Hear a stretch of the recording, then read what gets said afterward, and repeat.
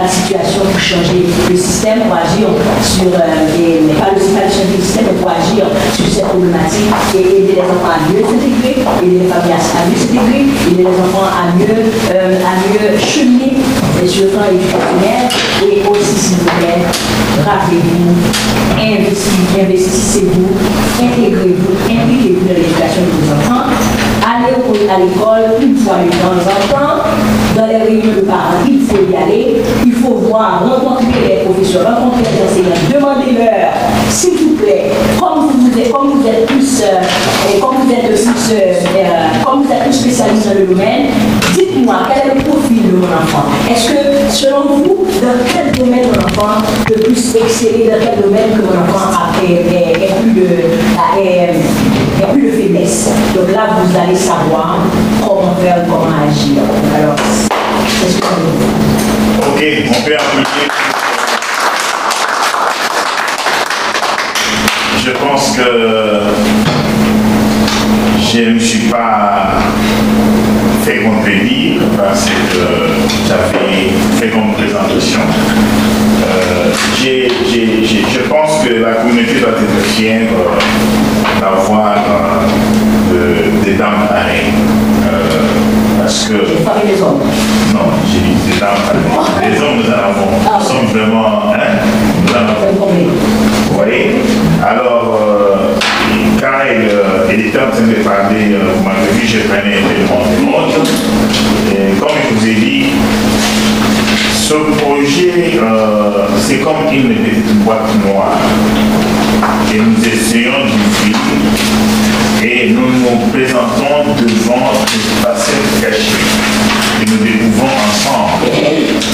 Donc, vous et nous sommes ainsi dans le domaine de découverte.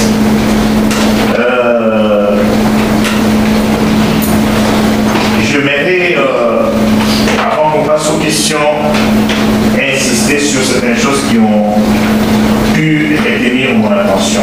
Tout était très intéressant.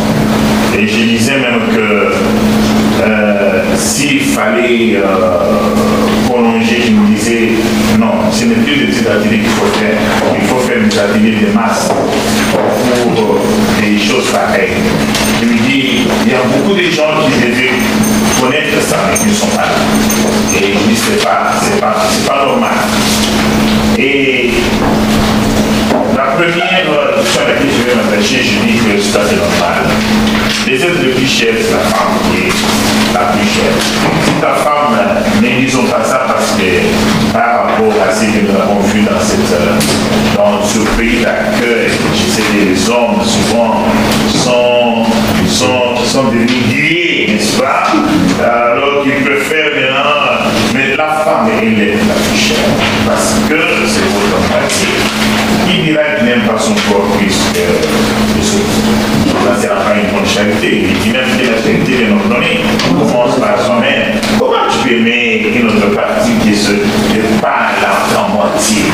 Oui, bien sûr, nos enfants viennent parce qu'ils sont notre futur. Ça, c'est vrai. Vous avez, je pense que Basile a posé une question très importante qui doit nous questionner. Et j'aimerais que nous comprenions que ce n'est pas seulement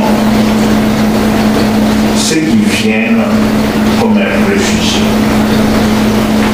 Même les migrants. C'est pourquoi nous avons, j'espère que vous avez réclamé ce programme de regroupement familial, nous reviendrons dessus.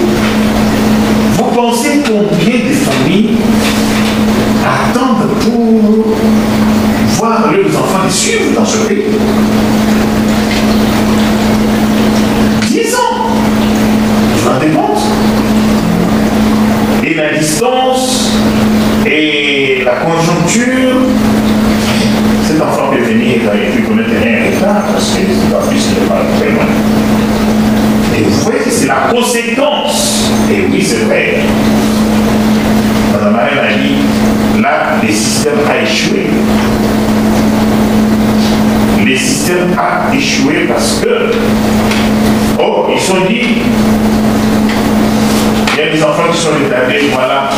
Ils n'ont pas su qu'ils ont attendu quelque part. Ce n'est pas un problème mental, mais c'était les circonstances de la vie qui ont fait que les enfants ne vont s'en Oui, ça c'était un questionnement très important. Mais même quand ceux qui sont entrés, vous voyez que maintenant, avec les qui vont tomber dans les pays, tout est, comme on a dit, dans ton noir. Les écoles secondaires que vous voyez là-bas, c'est pas toutes les écoles ne se ressemblent pas.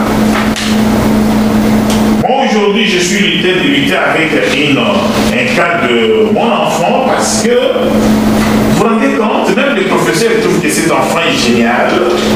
Il faut qu'il suisse tel cours. Mais la conseillère, dans sa chef sans tête, tout n'est pas le mettre dans ce cours-là. Vous vous rendez compte? Mais sa copine va, demande, on change facilement. Elle va, demande, on refuse. On ne donne pas, il a raison. J'ai dit, maman, ne t'en fais pas. Quand ton enseignant dit, il va arranger cette histoire, c'est bon. Et s'il n'arrange pas, tu viens la conseiller, tu verras, on va passer. Je descends. Mais combien d'enfants sont mis dans le tête? Il y a des écoles secondaires où quand l'enfant dit là, on sait qu'il va à l'université. Sans problème. Il y a les autres écoles aussi qui ici, c'est le collège. Les autres problèmes ici, c'est même pas les collèges, on appelle le métier. Vous le savez? Si nous sommes venus dans ce pays, mais je dis que comment toi, homme, tu te diras intégré économiquement? Si le meilleur des nos enfants doivent être le meilleur des nous. Moi, j'ai dit à ma fille, moi, je n'ai pas fait une spécialité. Si j'en avais un je ne peux pas en faire. Même ici, là, je peux en faire. Mais si j'en fais, je crois que je n'aurai pas le temps de m'occuper de toi. Et toi, tu ne verras pas docteur, tu dois faire une spécialité jusqu'au sommet. Nos enfants doivent être le meilleur de nous-mêmes. Comment nous serons intégrés économiquement si le meilleur de nous-mêmes ne sera pas intégré économiquement? Ça, c'est une question que je voulais savoir. Parce que si nous sommes venus ici, comme vous l'avez vu dans l'autre présentation d'harmonie, comme je disais à mon frère Massias, vous verrez que ces ateliers s'emboîtent. Tous s'emboîtent. Moi, je me disais, est-ce qu'il y a moyen de demander de l'argent au gouvernement, de prendre même 200 hommes, se retirer quelque part, qui leur donnent les perdiens, n'est-ce pas? Parce qu'ils ne vont pas travailler à ce moment-là. Et qu'on fasse une session totale de ces ateliers-là. Parce que si nous sommes venus ici, c'est pour nos enfants. C'est nos enfants qui ont la richesse. C'est nos enfants qui ont notre richesse. C'est pas pour autre chose. C'est une question très importante. Voilà, je vais laisser les temps aux questions. Non seulement aux questions, mais à des réactions aussi de la part du public. Donc, voilà. Vous avez la parole. Oui, prof. Oui, on va commencer à gérer les choses. Moi, je voudrais réagir, n'est-ce pas, dans un sens positif, n'est-ce pas, surtout de la manière, de la quintessence même de la présentation, n'est-ce pas. L'animatrice, pour me rappeler, n'est-ce pas, mon cours de sociologie et du système franco-ontarien à l'Université d'Ottawa. Mais je crois que c'est la présentation est très très parfaite, ça il faut le révéler. Et c'est pour nous l'occasion de le dire maintenant. Et nous vous remercions chaleureusement, n'est-ce pas, de venir partager ces différentes connaissances avec nous ici. Et ma foi, je suis très ravi, je suis vraiment très content, n'est-ce pas, de me faire ce rappel, n'est-ce pas, des connaissances que j'ai acquises il y a de cela 4 ans. Pour revenir peut-être encore au concept même de l'éducation, proprement dite, vous l'avez souligné, transmission des valeurs. De nos jours, oui, transmission des valeurs en termes global de l'éducation, ça vient en premier lieu. Mais on constate dans notre système canadien que la transmission des valeurs, beaucoup plus, parlons de la culture, des valeurs spirituelles, des valeurs liées à la religion, sont beaucoup plus mises de côté, ces valeurs sont mises de côté et on laisse beaucoup plus la tâche aux parents. Et c'est là où ça revient dans le contexte du savoir-être, de savoir vivre en société, de l'attitude de l'enfant, de son comportement. Mais pour nous, en tant qu'enseignants, on s'attarde beaucoup plus sur le savoir devenir de l'enfant. Sur le savoir devenir de l'enfant. Et pour révéler un fait, c'est que le savoir devenir de l'enfant, n'est-ce pas, s'embarque ou bien se marie, n'est-ce pas, avec le savoir-être de l'enfant. Parce que en matière de gestion de classe, si le comportement de l'enfant, n'est-ce pas, est négatif, le savoir devenir de l'enfant serait zéro. Et c'est là où le bas blesse, parce que le savoir-être de l'enfant est bafoué. Très souvent, vous l'avez révélé aussi dans votre propos, l'enfant, ça veut dire que l'éducation, l'instruction de l'enfant devient pour le parent comme un débat. L'enfant devient ennuyeux pour le parent parce qu'il y a ce concept de la démocratie qu'on laisse à l'enfant. Tu ne dois pas toucher l'enfant n'importe comment, le parent ne doit pas faire n'importe quoi à l'enfant. Et là, le savoir-être de l'enfant est très très difficile à concevoir parce que le parent n'a pas la même mise sur l'enfant quant à son comportement, quant à son éducation liée aux valeurs. Et je voudrais aussi réagir par rapport au pays, vous l'avez dit, le retard mental. C'est très important que les parents puissent savoir. Mais très souvent, il y a ce problème de communication, n'est-ce pas, qui pose un réel problème. Très souvent, on ne sait pas pourquoi on a créé ce programme. Le gouvernement a créé ce programme pour ces enfants qui ont un retard mental, vous l'avez dit.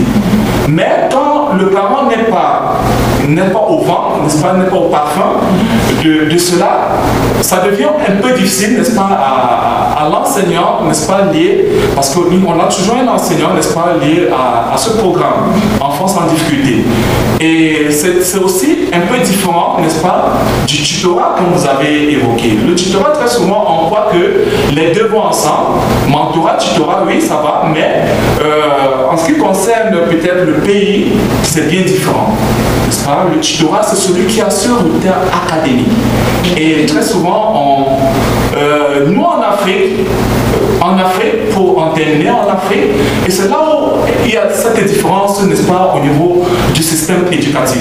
En Afrique, justement, il y a le parent qui est un peu occupé. Les monoparentales, par exemple, ils ont ce que nous appelons les répétiteurs.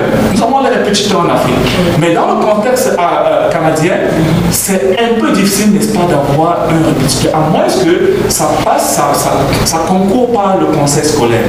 Donc c'est là où je voudrais, n'est-ce pas, en venir, et je vous en félicite pour votre présentation. Et je voulais réagir à cela, et effectivement, chez nous, effectivement, on a comme on a dit ici, quand nos enfants sont en difficulté, moi personnellement, ma génération, parce que j'avais des frères qui n'avaient pas le même niveau que moi, donc qui avaient besoin de, chez nous on dit, leçons particulières. Donc on connaît quelqu'un, un adulte ou un jeune plus âgé, on lui payait, ou une personne de la famille, bien entendu, qui soit plus avancée, qui aidait l'enfant comme un tuteur, effectivement, à la fois qui est un tuteur et un mentor. Et malheureusement ici c'est vrai, c'est extrêmement difficile parce que c'est quelque chose qui est très coûteux aussi. Hein. Si jamais on a un professeur ou une professeure et puis on lui fait faire du tutorat avec nos enfants, mais parce que si je m'abuse, il y a aussi le programme de tutorat dans les écoles. Mais Et ce que je suis en train d'expérimenter avec plusieurs parents de notre communauté, c'est que ces parents-là ne donnent pas assez n'accordent pas suffisamment d'importance au programme de tutorat.